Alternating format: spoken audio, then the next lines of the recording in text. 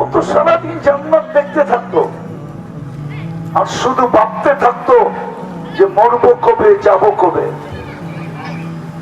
কিছু যুবকের কাহিনী আছে কিতাবে।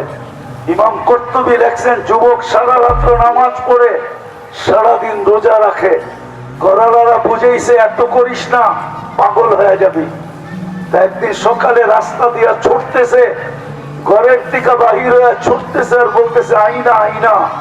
আইনা কোথায়? তো বাড়িওয়ালারা বলতেছে শিখছে তার। রাস্তায় যেই দেখতেছে সেই বলতেছে গেছে, ব্রেন নষ্ট। একজনে জিজ্ঞাসা করতেছে, তুই কি বলতেছিস? আইনা আইনা, আইনা কোথায়? তো বলছে, শোন, সকালে একটু তন্দ্রা আসছিল, তন্দ্রা, পরিপূর্ণ ঘুম না, একটু চোখটা বন্ধ হয়ে গেছিল। স্বপ্নে দেখতেছিলাম জান্নাতের বাগান, ওর ভিতরে প্রবাহমান ছিল ঝর্ণা,